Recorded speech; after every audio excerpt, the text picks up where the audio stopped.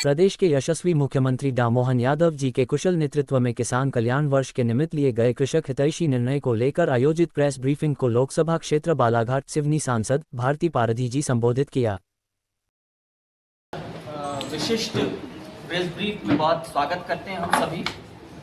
आपको बता दूं कि ये संभागीय प्रेस ब्रीफ है हमारे संगठन के छिंदवाड़ा संभाग की ओर से, जिसे हमारी माननीय सांसद बालाघाट सिवनी श्रीमती भारती पारधी जी संबोधित करेंगी। आप सभी की जानकारी में है कि ये वर्ष मध्य प्रदेश की हमारी डॉक्टर मोहन यादव जी की सरकार किसान कल्याण वर्ष के रूप में मना रही है। हमारी नीतियों के केंद्र में, हमारे क्रियान्वयन के केंद्र में और हमारी योजनाओं के केंद्र में हमारे किसान हैं, यानी कि हमारे अन्नदाता हैं। और सरकार किसानों की पूरी चिंता करती है। समय समय पर किसानों के लिए विभिन्न प्रयास किए जा रहे हैं। आपकी जानकारी के लिए बता दूं कि इस किसान कल्याण वर्ष में हमारी सरकार और सरकार से जुड़े विभिन्न विभाग, चाहे वो मत्स्य हो, सहकारिता हो, सिंचाई हो, कृषि हो, पशुपालन हो, वानिकी हो, ऐसे समस्त हमारे विभाग किसान कल्याण के लिए काम कर रहे हैं। कल मध्य प्रदेश सरकार की कैबिनेट बैठक हुई। इस कैबिनेट बैठक में एक बहुत ही अहम प्रस्ताव पारित किया गया है। ये प्रस्ताव है भू अर्जन से जुड़ा हुआ, यानी हमारे ग्रामीण क्षेत्र के जो किसान हैं, अगर उनकी भूमि अधिग्रहित की जाती है तो अब उन्हें 4 गुना मुआवजा दिया जाएगा। अब तक ये होता था कि मल्टीप्लिकेशन फैक्टर जो था वो 1.0 था, अब वो मल्टीप्लिकेशन फैक्टर हो गया 2.0, यानी किसानों को 4 गुना मुआवजा दिया जाएगा।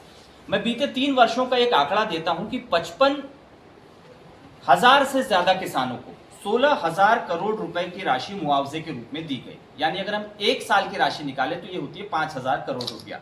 तो अब इसमें 4 का गुना कर लीजिए, यानी किसानों को हर वर्ष 20,000 करोड़ रुपया दिया जाएगा। ये हमारे किसानों की समृद्धि के लिए बहुत बड़ा फैसला है और मध्य प्रदेश सरकार के विकास के लिए भी बहुत बड़ा फैसला है, क्योंकि अब हमारी जो सिंचाई परियोजनाएं हैं, रोड है, पुल पुलिया है, इंफ्रास्ट्रक्चर है, रेलवे का अधिग्रहण है, इन सब के लिए जमीनों की आवश्यकता तो है ही। मेट्रोपॉलिटन सिटीज भी हमारी बनने जा रही हैं, इसके लिए भी गांवों का विस्तार होगा, शहरों का विस्तार होगा गांवों तक। तो इन सब के लिए जमीन की आवश्यकता पड़ेगी और जमीन के लिए हम किसानों को अच्छा दाम हमारी सरकार दे पाए, ये बहुत व्यवस्थित होगा उनकी आर्थिक सेहत के लिए, और उससे वो नई जमीन खरीद पाएंगे, उनकी आर्थिक सेहत अच्छी होगी। तो यही हमारी आज की प्रेस वार्ता का मुख्य विषय है और माननीय सांसद श्रीमती भारती जी अब आगे आप लोगों से इस विषय में अपनी बात रखेंगे। कि हमारी प्रदेश की सरकार, डॉक्टर मोहन यादव जी की सरकार, योजनाओं के माध्यम से हो, हर वर्ग, हर किसी की चिंता, जो हमारी विचारधारा है, अंतिम छोर पर बैठे व्यक्ति के सर्वांगीण विकास के लिए हमारी सरकारें काम करती, चाहे वो प्रदेश की सरकार हो, चाहे केंद्र की सरकार हो। और अंतिम छोर हम बात करें तो वो गांव में रहने वाला वो किसान जो अपनी मेहनत मजदूरी कर कर अपने परिवार को और अपने परिवार का जीवन यापन करता है, परिवार को पालता पोसता है और उसे बच्चों को का लालन पालन करता है। कल कैबिनेट ने एक बड़ा फैसला लिया, इसलिए मैं इस प्रदेश के मुख्यमंत्री आदरणीय मोहन यादव जी को बहुत धन्यवाद देती हूँ।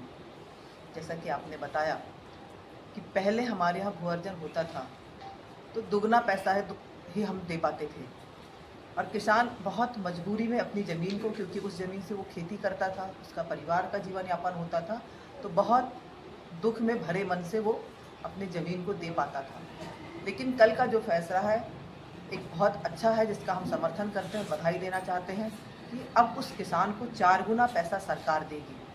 निश्चित तौर पर जब उसको उसकी ज़मीन का 4 गुना पैसा मिलेगा तो किसान तो संतुष्ट होगा ही, वो अपने परिवार के लिए कोई चाहे उद्योग डालना हो, चाहे कोई नई भूमि खरीदना हो, चाहे किसी अन्य कामों में वो खर्च कर पाएगा और जो उस छोटी सी भूमि से अपने कर्जा बाड़ी करके वो अपने परिवार का जीवन यापन करता था, वो उसे नहीं करना पड़ेगा और उस पैसे से, 4 गुना पैसे से वो एक अपना व्यापार या कई नई भूमि खरीद पाएगा। पहले किसान मुआवजा कम मिलता था तो ज़मीन देने में आनाकानी करता था, तो हमारे चाहे वो सड़क, पुल पुलिया हो, यातायात हो, प्रभावित होते थे। लेकिन आज उससे यदि अगर संतुष्टि होगी, पैसे अच्छे मिलेंगे, तो वो बड़े सहजता से ज़मीन देने के लिए तैयार होगा और हम जो विकास के विकसित मध्य प्रदेश की ओर दौड़ता वाला जो मध्य प्रदेश है, उसको पूरा करने में हमारी सरकार समर्थ होगी और आगे बढ़ेगी। हम कृषि कल्याण वर्ष मना भी रहे हैं और पूरी विभाग इसके लिए तत्परता से काम कर रहे हैं कि हम अपने देश के किसानों को कैसे समृद्ध कर सकें, कैसे उन्हें राहत पहुंचा सकें। क्योंकि किसान खुशहाल होगा, किसान समृद्ध होगा तो निश्चित तौर पर हमारा देश खुशहाल होगा और देश के अन्य वर्गों को हम संतुष्टि और प्रदान कर पाएंगे। तो यह इसी विषय को लेकर आज आप सबके सामने हमको अपनी बात रखने का अवसर मिला है। मैं आप सबके माध्यम से कहना चाहती हूँ कि आप इस कथन को, इस बात को, सरकार की एक बड़ी बात है, क्योंकि छोटा मोटा निर्णय नहीं है।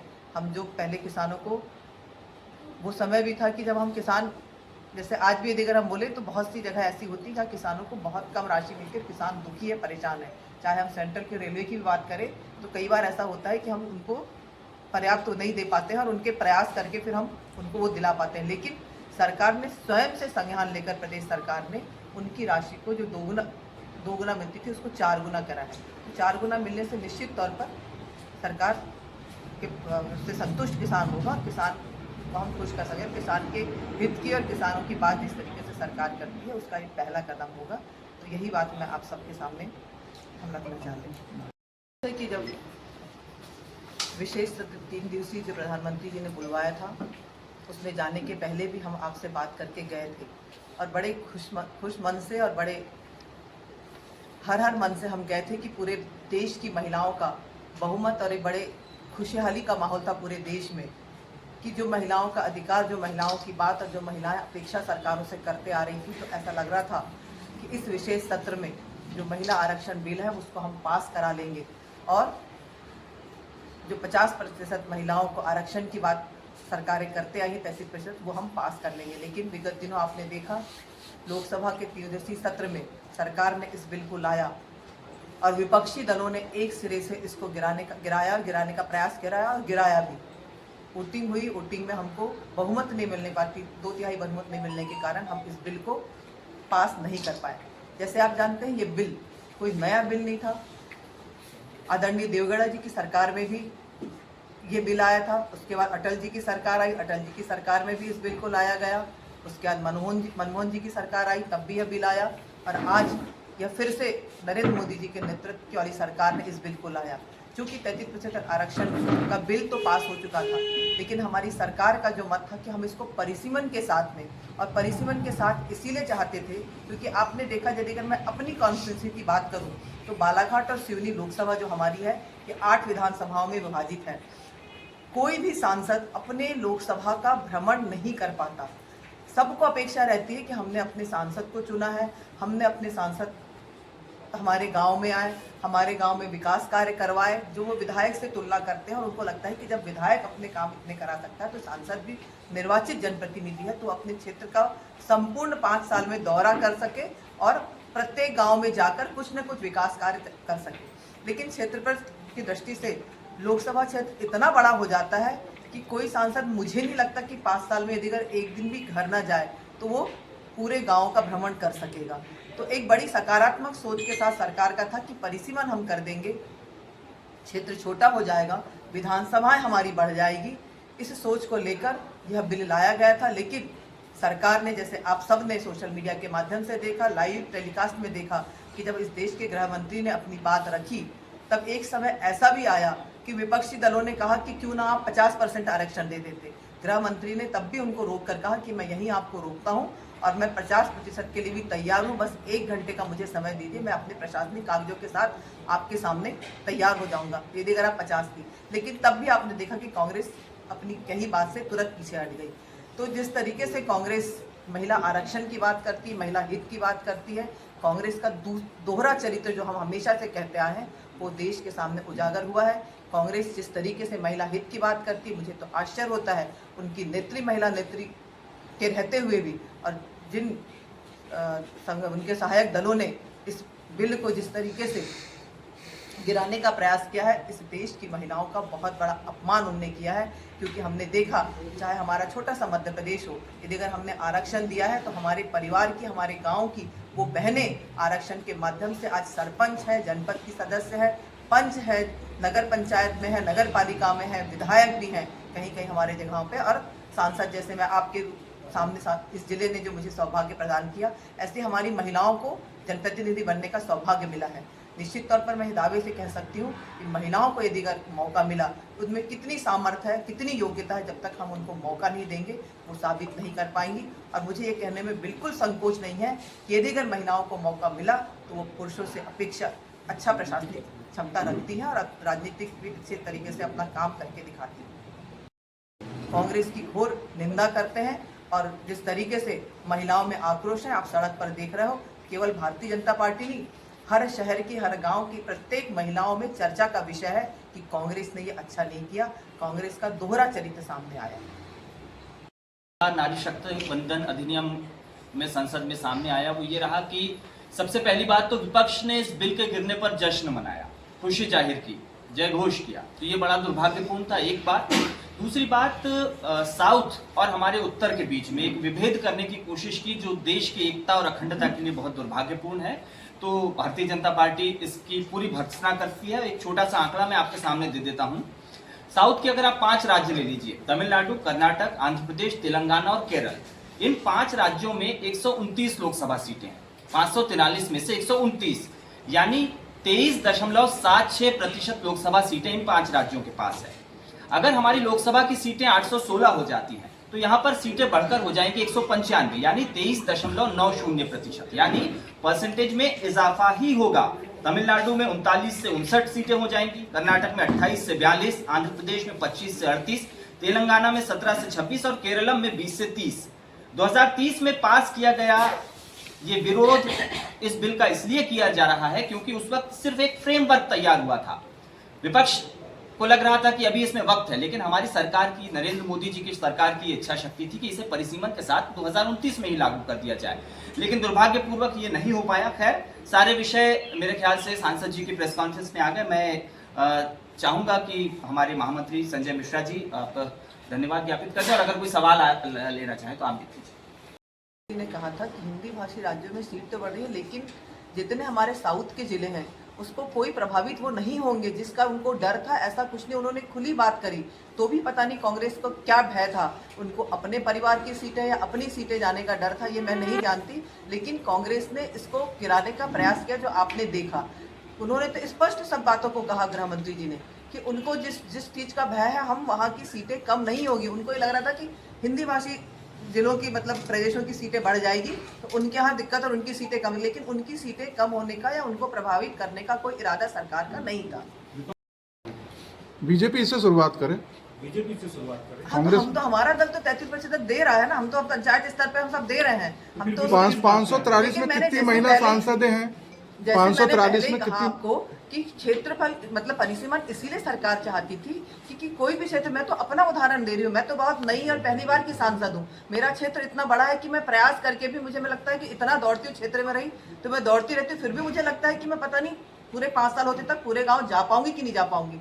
तो मेरे जो मानसिकता है, मेरा जो विचार है, उससे तो परिसीमन यदि अगर हो जाता तो हमारे यहाँ पर जैसे सिवनी पहले पृथक से था, सिवनी एक अलग हो जाता, बालाघाट अलग लोकसभा हो जाता, तो निश्चित तौर पर जब हमारा क्षेत्र छोटा हो जाता, विधानसभाएं बढ़ जाती, तो हम बहुत ज्यादा विकास के काम ज्यादा 2011 की जनगणना के हिसाब से कर रहे हैं। हाँ 11 से करना चाह रहे, 11 जब हाल ही में जनगणना चल रही होगी तो अब तो हो रही है ना, तो उन्होंने कहा भी तो उसको तो 2 साल लगेगा मैम। जल्दबाजी नहीं हो रही थी, वो तो शुरू हो गए, मकानों की जनगणना हो गई थी और जनसंख्या की जनगणना प्रारंभ शुरू हो ही गई थी। कांग्रेस का यह आरोप है कि बीजेपी एक नैरेटिव सेट कर रही है आम लोगों में कि महिला विरोधी रही है विपक्ष, जबकि यह है कि परिसीमन अभी हुआ नहीं है, जनगणना अभी जारी है। बावजूद इतनी जल्दी तमिलनाडु में चुनाव हो रहे, पश्चिम बंगाल में चुनाव हो रहे, विशेष सत्र बुलाने की आवश्यकता नहीं थी। भैया कोई था ही नहीं, ऐसा कुछ भी नहीं है कि विशेष सत्र अलग से बुलाया गया, ये ठीक है, लेकिन इसमें जल्दबाजी का कोई प्रश्न ही नहीं है। यदि अगर कोई नया एकदम बिल सरकार लाती तो हम मानते, ये तो हम कब से देख रहे हैं। मैंने आपको पहले ही कहा कि देवगौड़ा जी के समय से हम 33% आरक्षण की महिलाओं के हक की बात कर रहे हैं। बड़े मुश्किल से बिल तो पास हो गया, लेकिन उसको क्रियान्वित कैसे करें ये तय नहीं हुआ था, और वही सरकार चाहती थी कि हम अभी कर लें, क्योंकि हर प्रक्रिया को समय लगता है। अब जैसे बिल गिर गया, अब आगे हम इसकी बात भी करें तो 29 के चुनाव तो मुझे नहीं लगता कि हम परिसीमन में और आरक्षण में कर पाएंगे। उसके बाद वाले तो कोई भी, इसीलिए 11 की, जैसे आपने कहा कि 11 की जनगणना के आधार पर हम परिसीमन के साथ आरक्षण चाहते थे। मेरा ये सवाल है, हमारी सरकार ने क्यों नहीं बताया ये सारी आप चीजें? जैसे कह रहे कि 14 से हमारी सरकार है और हमने अचानक ऐसी हड़बड़ी क्यों की। लेकिन आप यदि अगर नरेंद्र मोदी जी की सरकार देखें तो 14 से जब से हमारी सरकार है, इतने बड़े बड़े ऐतिहासिक निर्णय हमारी सरकार ने लिया है। हर काम एक साथ नहीं होता। यदि अगर आप पीछे पलट कर देखें तो आप खुद ही पूछें कि जो निर्णय इस सरकार ने लिए अभूतपूर्व और अविस्मरणीय है।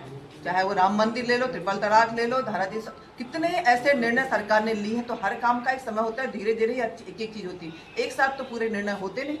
ये पहली सरकार देश में ऐसी है जिसने एक असंभव को संभव करने का काम किया है। बड़े बड़े निर्णय इस सरकार ने लिए, उसी में से एक निर्णय ये एक अहम निर्णय था जिसको कांग्रेस की सरकार ने गिरा दिया। हमारा कोविड का कितनी बड़ी एक समस्या मतलब से हम गुजरा है, हमारा देश गुजरा है, कितनी बड़ी एक विपदा हमारे देश पर आई थी।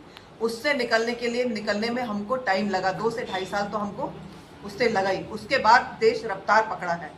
मुझे लगता है कि यदि अगर नरेंद्र मोदी जी इस देश के प्रधानमंत्री नहीं होते तो मुझे नहीं लगता कि देश इतने जल्दी से गति पकड़ लेता। एकमात्र वो व्यक्ति के नेतृत्व में, ये आप सब जानते हैं अच्छे से। कांग्रेस की दोहरी बात मैंने पहले ही कहा, वो दो मुखी बातें करती है, 2 बातें करती है। आपने यदि अगर सदन की कार्रवाई देखा होगा तो वो हर बात से बोल जरूर देते थे, लेकिन उनमें असमंजस था।